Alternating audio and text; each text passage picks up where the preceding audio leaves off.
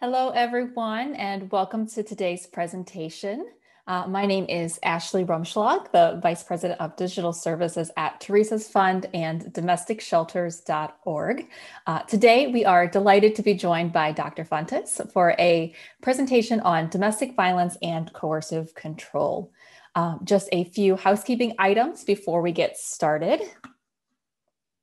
All attendees are in listen-only mode. If you have a question for the presenter, please enter it in the Q&A box. Chat can be used to communicate with other attendees and panelists and alert us of any issues with the webinar. A certificate, transcript, recording, and any additional resources will be emailed to all attendees within the next week.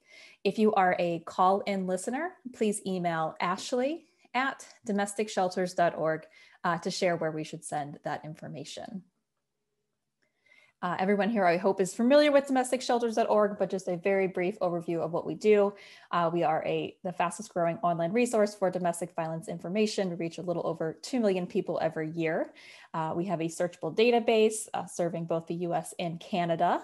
And if you are a domestic violence organization and you're not sure if you're in our database, just reach out at the email address below, and we'll make sure that we have the correct information for your organization. If you're a US-based shelter, we do offer a wish list program that allows donors from anywhere in the world to ship items directly to your shelter. And finally, don't forget about our Facebook community. We have an active advocate community on Facebook. You can find that by visiting our Facebook page. And just a reminder, we do have 2 webinars coming up, the first of which is next Thursday, May 6th. That's with Gail Strack of the Training Institute on Strangulation Prevention. And also we have a webinar on resilience and life storytelling expert with Stacy Brookman. That is Thursday, May 13th. Both events can be found and more information about them on our website at domesticshelters.org/events. All right, so with that, our presenter today is Lisa Aronson Fontes. Lisa is a popular speaker, workshop facilitator, and senior lecturer at the University of Massachusetts. She is the author of Invisible Chains, Overcoming Coercive Control in Your Intimate Relationship, and has dedicated 2 decades to making the mental health, social services, and criminal justice system more responsive to culturally diverse people. She has worked as a psychotherapist and has conducted research in Santiago, Chile, with Puerto Ricans, African Americans, and European Americans in the United States. She served as an expert witness in legal cases. All right, and with that, I will turn it over to Lisa. Welcome. So honored to have you here today. Thank you very much, Ashley, and I'm super happy to be here and to see everybody coming from all over the world today. It's really very, very exciting. Okay, why is that not working? 1 second. I see your slides. Okay, so I do want to warn people that there will, of course, be disturbing content here. So please do whatever you need to do to take care of yourself. I'm aware that there are quite a few survivors here. I myself am a survivor of coercive control, and I know sometimes things can cut a little close to the bone or get close to our experiences. I really want to thank Ashley and the other folks at domesticshelters.org. It's a tremendous resource. There are articles on just about everything you would want to know about domestic violence and related topics. It's where you can find who is in your local shelter, and I'm sending people there constantly for resources. So I'm so grateful to domesticshelters.org and also for this kind of webinar that you are providing all the time, free of cost to all of us. So just a real shout out to you. I also really want to thank Evan Stark. As some of you may know, Evan Stark wrote the first book on coercive control, How Men Entrap Women in Personal Life. He spent decades on it. It is brilliant. He's at work on a 2nd edition, and to this day, he comes up with new and wonderful additions to his thinking, which is all of our thinking about coercive control. We owe so much to Evan, and I'm really grateful. And he was very supportive of me as I wrote the 2nd book on coercive control, Invisible Chains, which is a book that's intended for a more of a kind of a audience that might not be comfortable with some academic and legal jargon. And so anyway, I'm just so grateful for him, for his work and his support. So the agenda for our short time together is I'm going to talk about coercive control versus domestic violence. In other words, what are these two different concepts? And also emotional abuse, how does that fit in? The continuum of coercive control and tactics of coercive control, how you can help, and then just a little bit on coercive control and the law. And really any one of these topics could be an entire day training. So I do hope I'll have an opportunity to speak to some of you in the future. So you've seen this. You know a couple probably where one person is overly controlling. How about a couple where one person is not just controlling, but who truly dominates and isolates their partner? Keep those people and the effects of that kind of control and domination in mind as we speak today. So there are two models. There's domestic violence and coercive control. And I'm just going to briefly outline these different kinds of ways of seeing things. So in the 1980s, 70s and 80s, when people in the field were trying to get police and the courts to take seriously the beating of women in their homes, they emphasized the violence of it, the broken bones, the concussions, and the murders. And so domestic violence began to be seen as equaling episodes of violence. What's domestic violence? It's getting punched, it's getting shot, it's getting stabbed. The concept of coercive control suggests that there's a whole universe of control and abuse, of which the episodes of violence form just one part. So that's the model that I'm going to be talking about today. And what are those other parts beyond physical violence? Also, emotional abuse. Sometimes people confuse emotional abuse and coercive control. Most of the time when I hear people talking about emotional abuse, they're actually referring to something much broader, which is coercive control. So emotional abuse could be one or multiple incidents. So for instance, if one partner degrades their partner, even just one time really badly, that's emotional abuse.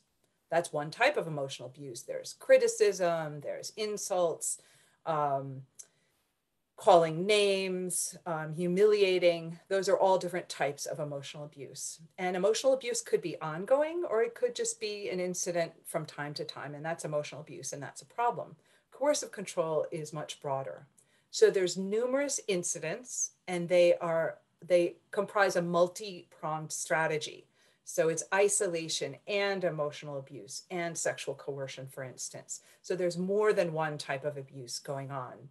It occurs over time, and the fact that it occurs repeatedly and over time is part of the impact. It makes it so impactful and so harmful.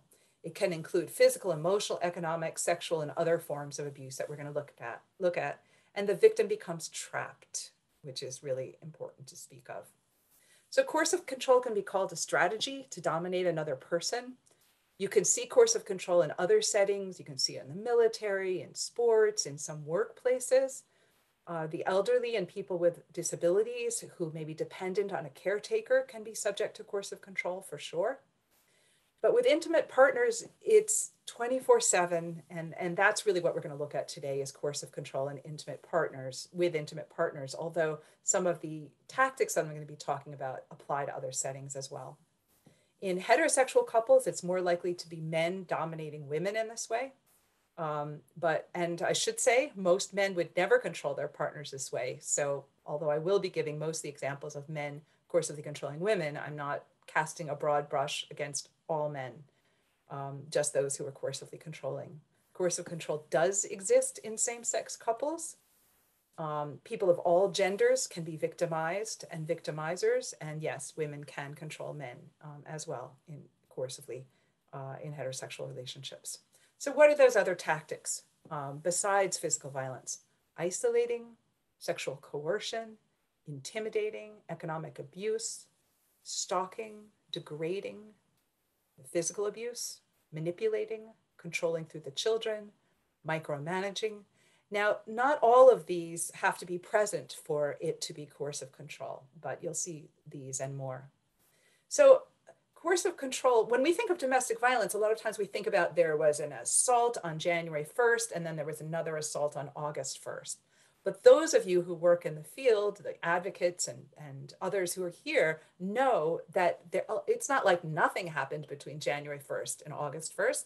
There was a whole universe of abuses that happened, and coercive control takes that into account. Abuses and deprivation of resources. So I want to answer right off the bat, why would somebody get into a relationship like this, and why might somebody stay in a relationship like this? It doesn't usually start like this with all those harmful tactics that we talk about. A lot of times, a coercive control relationship starts with intense romance. It's almost like this big sunshine is shining on the person who becomes the target or the victim. And they feel like they can do no wrong. The abuser is so empathic, so supportive, so loving, gives them advice, wants to have time alone with them all the time, and they feel very well loved, maybe as never before. But over time, that big sunshine gets narrower and narrower till it's like a little spotlight. And then the person is trying to the target is trying to recapture that feeling of love again. And they find that they have to dance around. They have to do this. They can't do that. They have to please. They seem to always be doing something wrong. And so they bend themselves into a pretzel trying to recapture that glow of love. Maybe once in a while it does come their way, and that keeps them hooked. So acts of love, I like to think of it as a tactic. Abusers act affectionate and romantic to keep their partners in the relationship. It's like a tool, like in it, you might find in a tool belt. Occasional indulgences. Evan Stark talks about occasional indulgences. So from time to time, the abuser will do something very special, or maybe just free the person to visit a friend or do something that they would ordinarily not feel okay doing. And therefore the victim feels very grateful, and that ties them to the abuser.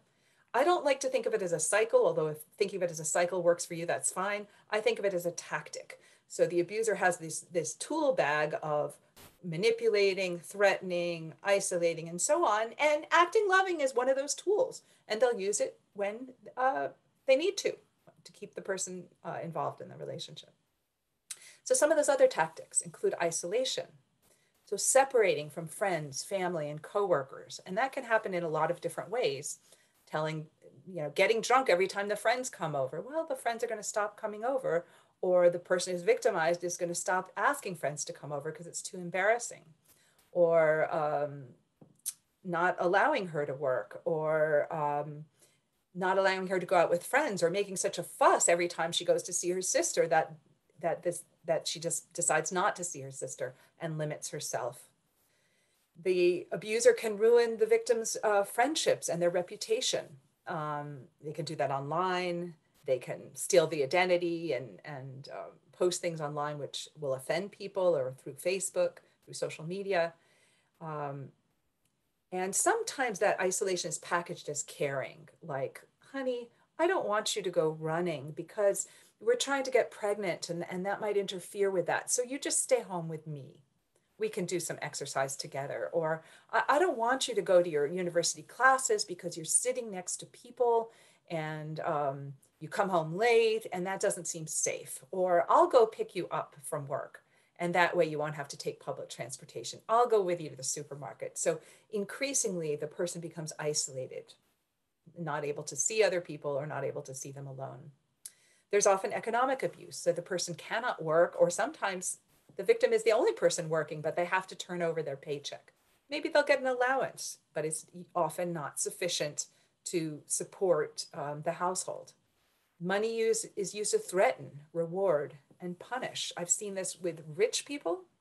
I've seen this with low-income people. One abuser had a couple of cars around, and one was really beaten up. The windows didn't work. The air conditioning didn't work. If he didn't like the way his wife was behaving, she had to drive that car. If she was being a good girl, she could drive the nice car. Often the abuser will ruin her credit. So if she tries to leave, she can't. He's taken out loans in her name, emptied the bank account, and so on, stealing from her directly. Often the victim will pay for the abuser's schooling, their equipment, their car. to set up a business with promise of being repaid, and she doesn't get repaid. And then, of course, as we've all seen all too often, after a divorce or separation, the abuser will try to ruin her financially, to punish her and ruin her financially. And this can go on for years. There's often manipulation in coercive control. So lying, simply lying about everything under the sun, sometimes for a reason, sometimes apparently for no reason at all. Withholding love, withholding affection, withholding information, not allowing the person privacy. I know couples where the door has been removed from the bathroom, where someone was not allowed to have their own toothbrush because the abuser insisted on using it. You might ask, why? Why would somebody do that? Well, it's to make it so the victim has no territory that's their own. And the silent treatment is also a form of manipulation. They're often mind games like gaslighting, so making the person who's been victimized think she's crazy, make other people think that she's crazy. There are sometimes tests of loyalty. Maybe she'll say, the victim will say, hey, do you mind if I see, I'm going to go see my sister on Saturday. Is that okay? And the abuser will say, do what you want. She comes home on Saturday happy. He's mad. He's mad as can be. But I thought you said I could go see my sister. I said you should do what you want. Obviously, you love your sister more than me. So constantly the victim is being made to choose between her children and the abuser, between friends and the abuser. Micromanaging and setting rules is common as well. So the victim is made to account for their time. You're home from work 5 minutes later than usual. Where were you? What were you doing? You have 25 minutes to go to the supermarket. I expect you back here. And that is a very upsetting way to live. There may be rules about clothes, that the victim has to dress sexy or not sexy, or maybe just the abuser wants to choose all the victim's clothes. There may be rules about hygiene, how she has to wear her hair, what food she can eat or not eat, her use of the internet, often required to turn over internet passwords, which friends she can see. I know many couples where the abuser insisted on vetting the friends of his partner, how she can talk, what she cooks, how she cleans, and so on. So it's not just fussiness, it's complete domination. Sometimes there are mutual rules that actually serve the abuser. So for instance, if there's a rule, we're always going to put each other first, well, she may be held to that rule, the victim may be held to that rule in a way that the abuser is not held to that rule. And there may be impossible rules, like you will always anticipate my needs, you will always cook what I want for dinner. If you really loved me, you would know what I want for dinner. And so then the victim is always worried, because suppose she doesn't, suppose she gets it wrong. And there are often sexual rules, which we'll get to. Stalking is a huge issue. I just love this illustration by Liz Banish. She's done many of the other illustrations in this presentation. This is what stalking feels like. It's like you're chained to an abuser who no one else can see, but their presence is with you all the time. And it's very, very frightening. Stalking is a series of behaviors directed at a specific person, designed to make that person feel fear. It happens within relationships. It's not just after relationships. And you'll notice that this definition doesn't say that would make an average person feel fear or something like that, because once somebody is being stalked, their response is not that of an average person. If somebody who's being stalked finds a heart on their windshield or a heart taped to their door and they think the abuser put it there, it's very frightening. So what are some ways that people are stalked within their relationship? They're not allowed to go out alone. Their computer, their phone, their car, their clothes, their drawers, their diary, their receipts, their GPS is searched. They may have to turn over their underwear at the end of the day for sniffing, because the abuser thinks he can tell if she's been with anybody else or had feelings for anybody else.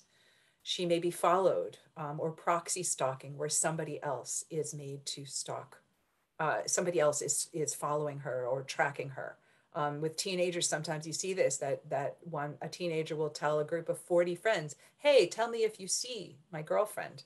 And so her movements are being tracked by other people.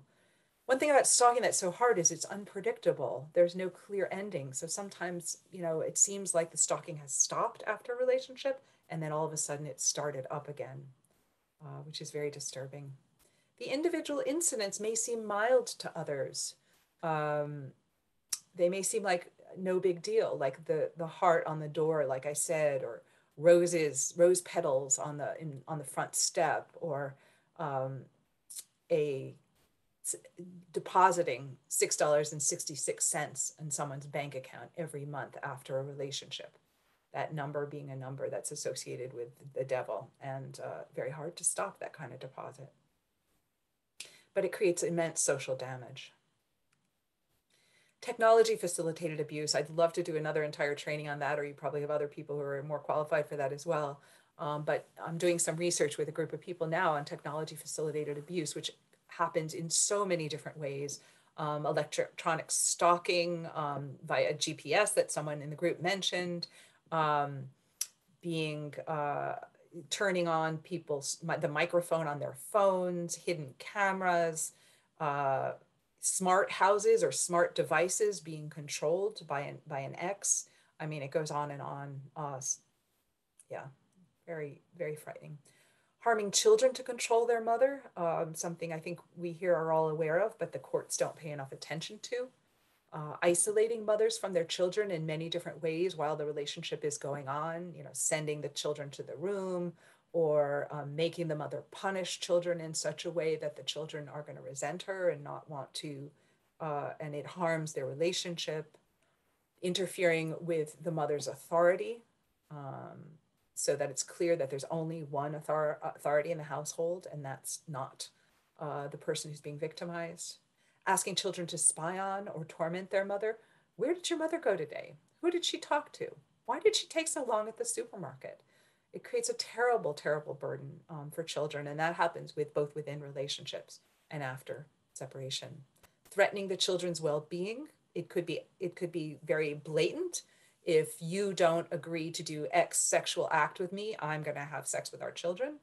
It could be, or beat our children. It could be, I'm just not in the mood to pay for braces if you don't do X. Economic pressures on the mother, and abusing the children directly, sexually and physically. I do another whole training on children and coercive control, which addresses a lot of these issues in greater depth. Okay, so intimidation is a big tactic of coercive control. There are verbal threats. They could be threats of physical violence. They could be threats of leaving. They could be threats of breaking things. They could be threats of telling people things or releasing photographs. But a lot of times people don't think about stomping and slamming and throwing things as also being violent. Through those acts, an abuser says, I am capable of violence. Hurting pets is a form of intimidation. Driving fast to frighten the children or their partner is a form of intimidation. Breaking objects. I knew a couple where the abuser, both parties were immigrants, and she had some objects from her home country. The abuser would line them up in the living room, and if she did not please him or wouldn't do something that he wanted, he would break them methodically. And they were from the old country and hard to get, so it was particularly painful. But I see breaking of objects in a lot of families. What I call suicidal noise, which is just like, I'm going to kill myself, you'll never see me again, that kind of thing. Although, of course, suicide is a real threat. When somebody is violent, they may also be violent against themselves as a final way of getting back at their victim.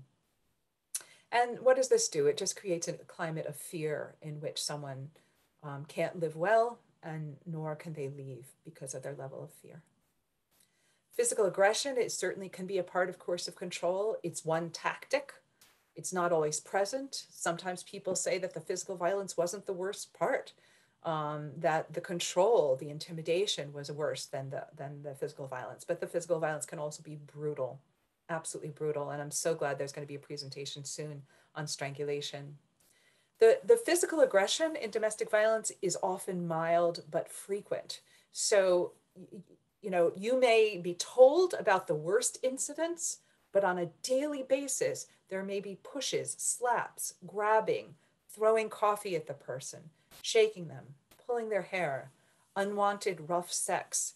So that the violence may be rather constant, and maybe there's more severe physical violence and maybe there isn't. But the constant violence is the type that somebody usually doesn't report as domestic violence. They may not even see it as violence. They probably are not going to tell the police about it. They may not tell their therapist or their advocate about it, but it's happening all the time. Getting pushed out of bed, having a plate of food thrown at them, and so on.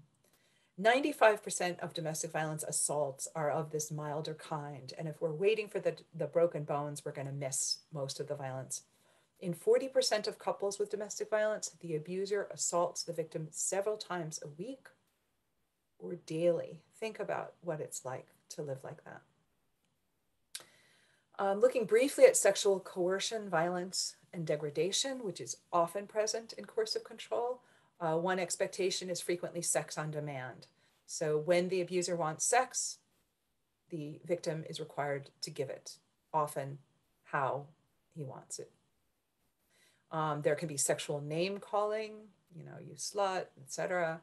Obligating the victim to have sex with others, forcing sex on them, rape. The target may be forced to accept the target may be forced to accept the abuser's multiple partners. They may be forced to engage in painful and humiliating acts. Frequently, anal sex is forced in coercive control as a way of hurting and humiliating the victim. Recording sex for sextortion, so without knowledge or consent, or even sometimes with consent, but the victim then is controlled. I'm going to send this to your employer. I'm going to send this to your parents. I'm going to send this to the world. I'm going to send this to websites, to revenge porn websites, if you don't do X, Y, or Z. Refusing contraception is also a form of sexual coercion. Victims of partner rape or partner sexual assault are often considered bad victims by the police. Why? Because they may recant. They may be sorry that they said anything. They don't feel safe. And so then they say, no, it didn't happen. And they change their story. They're still accessible to their partner. So it's hard to maintain your conviction to go through with the court processes if you're still at risk on a daily basis. Often they may report multiple sexual assaults by the same individual, and yet the relationship continues over time. And they may have complicated mental health profiles due to the abuse. So police need to be, and counselors need to be especially sensitive to victims of partner rape. And most rapes are partner rapes. What are some of the effects of coercive control? Fear, isolation, anxiety, panic, social phobia, low self-esteem, health problems, difficulty concentrating. So many teenagers in school and adults at work can't concentrate because they're being controlled by their partner or their romantic partner. Depression, shame, and self-blame, trauma symptoms, including full-blown PTSD, and just this feeling of being unhinged. And then the social effects can include homelessness, addictions, joblessness, suicide, homicide, murder, unwillingness to cooperate with legal proceedings. So the effects of coercive control are quite extensive. I do not want to give the impression that people who are being victimized and may become survivors do nothing. They do a lot, even while they're being victimized. They resist. They affirm their humanity in a variety of ways. They work to improve their conditions, and they work to get free. They often connect with others, whether it's on the internet. Domesticshelters.org has a wonderful Facebook group where people who are being victimized can connect with each other, offer support, offer resources. They protect their children in any way that they can, which is a really difficult thing to do. They may think secret thoughts. One woman I know, she said that she knew that the moment her childcare subsidy came through, she would leave her coercive controlling marriage. but she would visualize that on a regular basis, but she needed to wait for that subsidy. They may do hobbies or art to keep their sanity. They may seek police help and legal help, and sometimes those systems help them, and sometimes they don't. They may return to work or school with the hope that they will be able to have the financial resources at a later point to be free and to get out of the relationship. They may take steps towards leaving. It's usually not just one, just from one day to the next, although sometimes it is. And then, of course, they may leave or make the abuser leave. I do want to talk about the gender parity myth. When I do training, sometimes, usually somebody there says, oh, women are just as violent against men as men are against women. And they'll cite some research that shows that if you ask men and women if they've ever, let's say, slapped a partner, as many women as men say yes. It's not the same thing. Those of us who work in the field know that we're not looking at the same thing. I am not in any way denying that some women are brutally violent against some men and some women are coercively controlling against some men, but that's not the usual situation. Women's violence against male partners is usually isolated incidents. It's usually not a system of control and domination over time. Serious injury is not common. It can occur, but it's not common. The men who are being victimized by women rarely say that they feel afraid all the time. Sometimes what a woman, when she says, yeah, I slapped my partner, it was in self-defense or it was in play. It wasn't a real assault. And if a woman kills her male partner, it's usually after years of her being abused or to defend her children. Men's violence against women, however, is usually a continuous pattern. Let me go back. Serious injury is more likely. It induces chronic fear. It's often part of an aggressive and controlling pattern. And if he kills her, it's usually after years of him having abused her. And Evan Stark, this is drawn from Evan Stark's wonderful article, which I cite there. So what are some things you can do to help? And I know that those who are listening already do many of these things. So let me first give a shout out to domestic violence advocates. You are my heroes and sheroes. The safety planning that you do, the help and the support that you give, the groups that you run, the telephones that you answer, the hotlines that you answer, the families that you speak to are so, so, so important.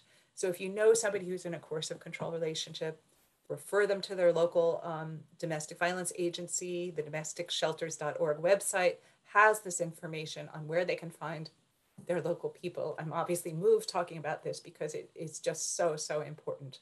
And yeah, that's the first thing. Refer them to their local shelter.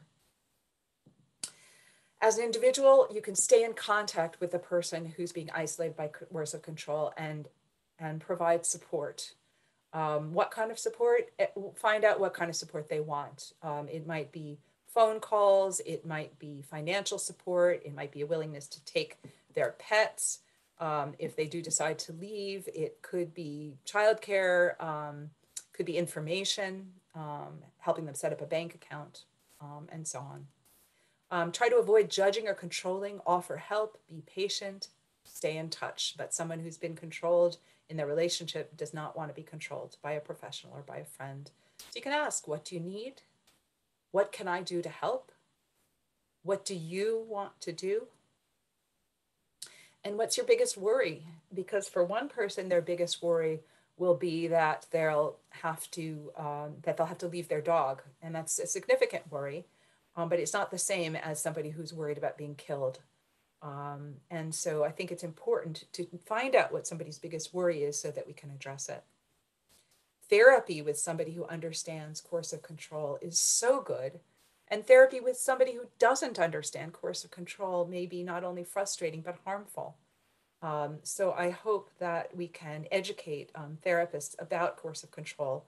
There's a lot of good stuff written out there. My book, Evan's book, blogs on domesticshelters.org and in other places, articles that can help therapists do the job better. Support groups are really helpful. So often people who've been victimized will say, wow, I like her and I respect her and I don't think she's weak and she's doing some of the things that I'm doing. Therefore, I'm not necessarily weak. And people's self-esteem increases in this kind of group.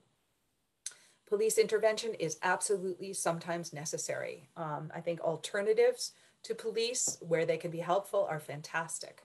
But there are certain times when, you know, somebody has been assaulted multiple times or once even, there are guns in the home, the threat is great. They want to get their possessions. They want to remove somebody from the home who shouldn't be there. And police are absolutely necessary at times as well. A medical checkup can be really reassuring. Coercive control can result in sexually transmitted infections, you know, the physical violence, broken bones, stress, anxiety, and so on. So having a checkup, I think, can often be very reassuring. The question, question that medical providers can ask is your relationship making you sick? Or how is your relationship making you feel? Batterer intervention programs. I want to give a shout out to people from batterer intervention programs who are here, are so important in helping people who abuse others learn to change their ways. And I also think we need to educate boys and men and women and girls and trans folks in schools and in every setting we can about coercive control and domestic violence and breakups. You know, I just feel like if we could say to every junior high student, at some point you will have a breakup and you will feel like your world is coming to an end, and it's not, and you will survive that. I feel like that, you know, maybe that would be helpful. Let's talk a little bit about laws. I'm not an attorney, so I hope I get this right, but you can let me know if I don't. There are laws, increasingly there are laws across the world on coercive and controlling behavior. In the UK, there's a statute against making a person subordinate and or dependent by isolating them from sources of support, exploiting their resources and capacities for personal gain, depriving them of the means needed for independence, resistance, and escape, and regulating their everyday lives. And there are criminal penalties for up to 5 years. This law started being enforced in 2016. There have been thousands of prosecutions under it, lots of education to the police and the courts and to the general public, and it's really changed how things go in the UK. In Scotland, there are criminal penalties for up to 15 years, and more countries are looking at these laws. So let's look at one of the convictions in the UK, just to give you an idea. We're not talking about regulating people being nice to each other. We're talking about real domination. So 30-year-old Nigel Wooliter was arrested after vandalizing machinery belonging to his girlfriend's family. So he had poured some substance into the machinery, apparently because his girlfriend wouldn't give him money for marijuana. And ordinarily, he would have gotten a ticket. You know, they reported it, he would have gotten a ticket. But because they've been educated on coercive control, the police used this opportunity as a window to ask what else might be going on. So they spoke to his girlfriend alone. And it turns out that he had been oppressing her in a whole range of ways for 15 years. She had photos on her phone of his physical abuse, and she testified in court that he had controlled every aspect of her life, from where I went to what I wore to what possessions he allowed me to have. He was sentenced to 4 years in prison. Now, I'm not a big fan of prisons, but there are certain times when prisons can be helpful, especially if people can be re-educated in prison. And I do know people who've had great batterer intervention programs in prison. Most of the time, they don't. What's going on with the US in court in terms of coercive control? Well, not many states have laws on coercive control specifically, but I have seen, and I've also worked on some legal cases as an expert, that coercive control is appearing in some cases. So for instance, there's coercion in the signing of documents. If there's coercion involved in the signing of documents, such as a prenup, or taxes, or any other documents, those documents may be invalidated in court. Charges may be mitigated when a victim injures or kills their longtime abusers or commits other crimes because the abuser has pushed them or asked them to commit other crimes. Coercive control can be incorporated into protection orders and protective orders in many states. And in immigration cases, if there was coercive control with the partner here or in their country of origin, that may be able to be used to give somebody immigration status. Can't see that final bullet there. Okay, and then coercive control is also appearing in custody cases for sure, and I'm working on some of those.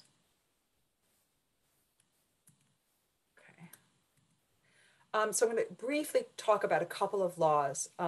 California law SB 1141 passed in 2020 expands on the concept, which is already in the law, of disturbing the peace of the other party to include coercive control. It defines coercive control as a pattern of behavior that in purpose or effect unreasonably interferes with a person's free will and personal liberty. It establishes that an award of child custody to a person who has perpetrated domestic violence is detrimental to the best interests of the child. And that's considered a rebuttal presumption. In other words, it's up to the abuser to have to say why they think they are not a risk to a child. And this is really important because we all know of cases where judges award custody or award unsupervised visitation to somebody who is violent. The Connecticut Bill 1091 is like California's, but there are additional examples of common coercive control tactics, including forced sex, sexual threats, and threats to release sexualized images, as well as a section on vexatious litigation. Vexatious litigation is using the courts abusively to pull somebody back to cause the victim to have to go back to court multiple times for custody, for whatever, basically to impoverish the victim and to make her life really difficult. This bill makes physical and emotional safety of the child the first of 17 factors for judges to consider in custody decisions. There are currently 16 factors, and safety of the child is not one of them. The bill passed the Connecticut Judiciary Committee this month with bipartisan support and is awaiting vote of the full Senate. Hawaii, Tennessee, and New York are considering laws on this as well. So to sum up, and then we'll have some time for questions and comments, domestic violence is not only separate acts of physical, sexual, or emotional violence, but rather is a pattern of behaviors and experiences within a relationship. It's a crime against a person's liberty, like a kidnapping, like harassment, or stalking, and we need to address it as such. Children are not safe if their moms are not safe and free. So thank you for being here today, and I look forward to hearing your questions and your comments, and I'm looking forward to seeing the chat later because I have missed most of it. Wonderful. Thank you so much, Lisa. That was fantastic information. I'm getting some really great feedback already. And we do have some questions that have come in. So let's go ahead and I'll dive in with those. The first one, you kind of to bounce off of what you ended on with the different laws that are coming into place. You know, do you have kind of an opinion about, you know, coercive control becoming illegal in the United States? What are your thoughts on will that happen? Should that happen? Could you speak to that a little bit? Well, first, most of the laws in the United States are about family court. So they're about custody, they're about protective orders. And certainly coercive control needs to be there, you know, as fast as possible. Even though I do think we need laws against coercive control, criminal laws against coercive control as well. I also hope we will have better access to, you know, well-paying jobs and healthcare and childcare and all those other things that make it easier for people to get out of coercive control relationships. But laws are one of the ways that society says this is okay or this is not okay. You can do this or you can't do this. So if we don't have laws against it, we're basically as a society saying it's fine, and I don't accept that. And also, when you have laws on coercive control, what's happened in countries where they have those laws is that there have been massive education for police who have to learn how to enforce those laws, and also massive education for the courts. And so that's so important because they are seeing these cases now. They just don't realize what they're seeing. Yeah, very helpful. Thank you.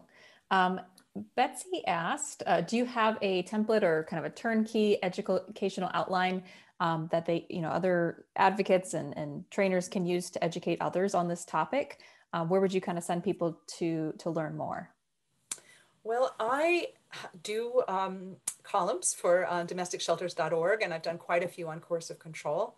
Also, my book, and I don't have, like a two-page handout other than those columns, some of which, especially the initial ones, were basically coercive control 101. So I do encourage people to, print those out. They're written to be very easily accessible, very easy to understand. The other thing is in the book, there is a several page, almost a survey that people can fill out that they can ask themselves, is their relationship a coercive control relationship?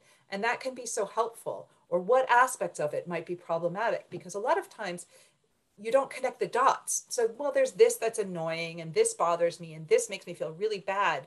But you don't see the pattern until you ask yourself to fill out an instrument like that. Yeah. By the way, the book is available in Spanish and two forms of Chinese and Japanese as well. Oh, great to know. Yeah. And I know that Rachel had dropped that in the links to the book, as well as kind of a summary of all the articles that you posted on domesticshelters.org in the chat. So, and we'll include those in the resources to follow up with this webinar. So I did see a question in the chat about how to educate judges. And boy, that is always a challenge because judges often don't like to hear from anyone other than other judges. Certainly Evan Stark, myself, and a few other people who do expert witnessing, we are educating judges, but it's one at a time. That is not going to address the problem fast enough. So I do think that changes in the law will help. And yeah. oh, that's huge. If people aren't being held accountable for their actions, then it's just going to perpetuate. So that's really huge. Let's see. Let's ask another I question. should say also Ms. Magazine recently on their website did a piece on coercive control. And so the more it gets into the media, the more people will know about it as well. Yeah, it seemed like I have some triggers on my emails that will tell me when things come up on Google Alerts, and coercive control is one of them. And it seems like when all the different laws were coming out in Europe, that it was becoming a little bit more talked about. So you're right. The more that people hear that word, then hopefully piques their interest to learn more about it and understand what the signs are. So another question came in from Paola asked, is there a group or organization specifically to help mothers or families who are victims of domestic abuse and are systematically discriminated by family courts and state agencies when it comes to child custody and guardianship of adults with disabilities? I have one that I'll start off with, which is the Battered Mothers Custody Conference, because I know it's kind of been interrupted due to COVID, but I wasn't sure if you knew of any organizations that we could add to that list. There are organizations of protective mothers, and I'm really sorry to say I can't, off the top of my head, direct people to them. But I do encourage people to go into Facebook and to look, put in the keywords "protective mothers." Might be a phrase that people use. Yeah, and can find help like that. Yeah, I dropped that link to the Battered Mothers Custody Conference in the chat as well. And what have you, so you talked a little bit about this whole, suicidal noise. What would you say, what advice should advocates give to their clients that, how to deal with that? Because it's pulling on your heartstrings again of, obviously they don't want anything bad to happen to this person, even though they may have treated them so poorly. What kind of reaction would you encourage people to have? Well, I think one of the tactics of an abuser can be to make the caring other, the victim, want to rescue them. So we find that a lot of people who are victimized in coercive control are caretakers by profession. They may be nurses, they may be therapists, they may be early childhood educators, and they may just be very, very caring people. So of course, a caring person can be manipulated by an abuser. And so the tactic of, I'm going to kill myself, I'm going to go back to using drugs, I'm going to start drinking again. I mean, those are really very effective tactics a lot of the time. And I think it's hard, but part of the process of becoming free from coercive control is to have some separation between yourself and your issues and the abusers. So, you refer the abuser to help, you hope for the best for them, but it doesn't become your life and your problem. One of the things about coercive control is a person who's being victimized in that way, it's a form of mind control, brainwashing, if you will. And the person who's being subject to coercive control, their entire life revolves around the abuser, what the abuser wants, what the abuser doesn't want. Is the abuser mad? Are they getting irritated? What can I do to soothe them? And so it's a huge transition, but a really necessary transition for somebody who's being victimized to begin to think about themselves again. What are their own opinions? What are their own desires? What do they want out of life? And so I think that that would be a big thing that an advocate or a therapist or a friend could do, would be to help the person who's being victimized think about themselves. Another thing which I've seen be really helpful with a lot of people, including myself, is getting some time away from the abuser.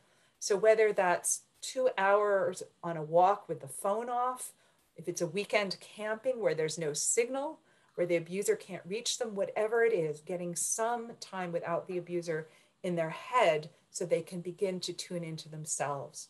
And then, of course, friendship, which can occur in many circumstances, including in a support group, is really key, because the victim gets an experience of him or herself as being valuable, as being likable, as being, I don't know, funny maybe, as being not stupid. And so it counteracts the abuser's messages and helps people recover their self-esteem and their sense of self. But it's very disturbing when that relationship is over for some people, or when they've left. It can be very disturbing to not have that person to wrap their life around, and to have to try to figure out, how do I make my life on my own now? It can feel very lonely. And for that reason, sometimes people go back to the abuser. Yeah, that's really great advice. Thank you. Another question that came, oh, go ahead. Well, I saw a question Oh as yeah, it went by, please. which was about what do I think is at the root of coercive control and domestic violence. Oh, yeah. And so I am a professor, so I'm going to sound like a professor for a minute and say, I think it's mostly patriarchy. Really, the idea that that men are allowed to dominate their female partners, that it's a woman's duty to take care of other people's feelings. I think even when we raise our daughters to be feminists, to let's say earn money, to do well in school, a lot of times we still expect them to take care of the feelings of everybody around them and to feel responsible for the relationships of everybody around them. And we often raise boys to win, to dominate others, to be strong, to defend themselves. And so you've got it set up right from the beginning. Now, we know that coercive control, women can do it towards men, and we know that men towards men, women towards women, trans people can be victims or abusers, etc. But I think the basic model of the coercive control relationship, the domestic violence relationship, is a patriarchal model. Yeah. Now, what would you say? So someone had asked the question, would you recommend using coercive control instead of domestic violence when you're talking about this issue? Or do you prefer to talk about, domestic violence is kind of the umbrella, and then coercive control is falls underneath that? How would you, recommend people talk about the topic? So a lot of people, and myself included, prefer domestic abuse over domestic violence because it seems to include things that are not physically violent for people. I mean, I think domestic abuse or domestic violence are perfectly good as long as we know that coercive control is part of that. But I think both terms are helpful. I mean, people recognize domestic violence and domestic abuse more, so I'm not going to stop using it. Intimate partner violence is also helpful because maybe it includes dating relationships a little bit more. Domestic also can sound tame, whereas we know we're not talking about something tame at all. But I do think that people need that the concept of coercive control will really help people better understand domestic abuse. Yeah, I've even heard the term domestic terrorism, which I thought, obviously that conjures up some other different kind of thoughts and images. But I mean, the idea of terrorism being associated with this, it's true. It's someone that is literally terrorizing someone's life and changing the path of what they're doing. Right. So that would be like a subset of domestic abuse. Yeah. Right, yeah.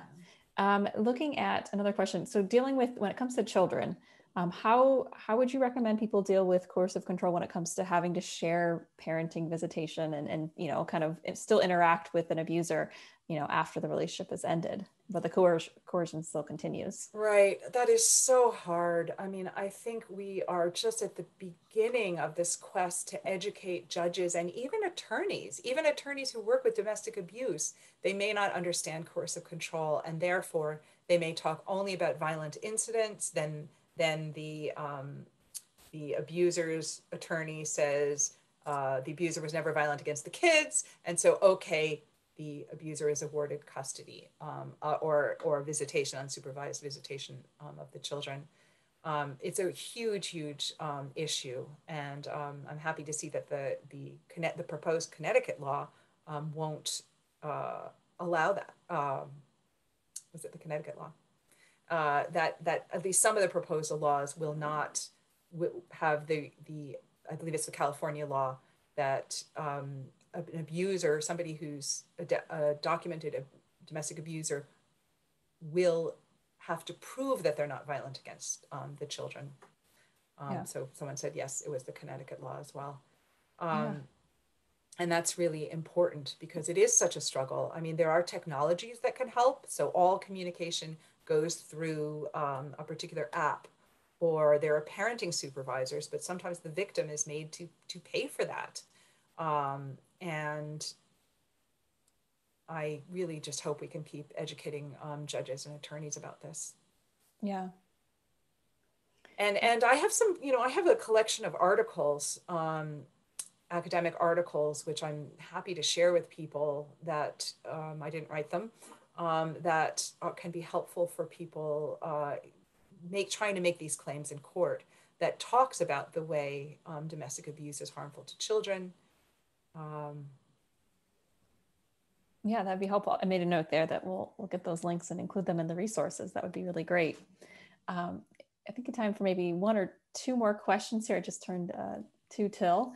As far as, the safety of the victim, obviously, leaving is the most dangerous time for a victim and survivor.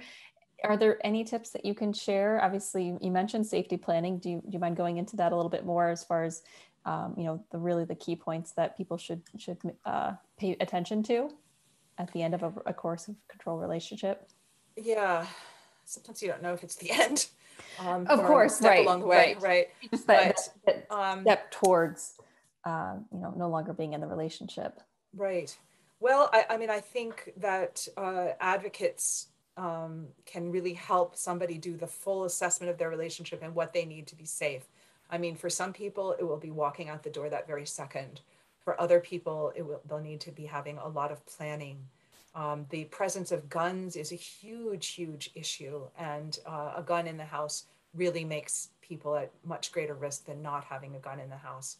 And so that's why we have to be careful not to say to people, oh, just leave, or just call the police, or something very simplistic. On the other hand, some people know that what they need to do is just leave or just call the police, and so that's really a little too complex for me to address. Yeah, I agree. As I was asking, I was like, here. let's not open up that box. But yeah, I agree. It's an important and very complex topic. So we're, as you mentioned earlier, just so grateful for all the advocates that are on this call right now who are, in the middle of doing that process with a lot of people and just really changing lives. So with that, I think we are right at the end of our time. Is there anything that you wanted to share or kind of say to kind of conclude our presentation today? I just want to thank you, Ashley. I want to thank domesticshelters.org, and I want to thank everybody who has listened to this presentation. I wish we could meet in person and talk about it, but I do believe we're going to change the world. Well, we're so grateful to have your time today and your expertise here. I do want to thank you again for joining everyone. Thank you, Lisa, for presenting and sharing this information. Just a quick reminder that the webinar was recorded and will be shared along with a transcript, a certificate of attendance, shared resources, as well as a survey will go out. Will be emailed to everyone that's listening today. If you're a call-in listener, send an email to info@domesticshelters.org or ashley@domesticshelters.org. And we'll make sure that you are on our list. So with that, we'll conclude today's presentation, and thank you so much for attending, and have a great day. Thank you. Bye-bye.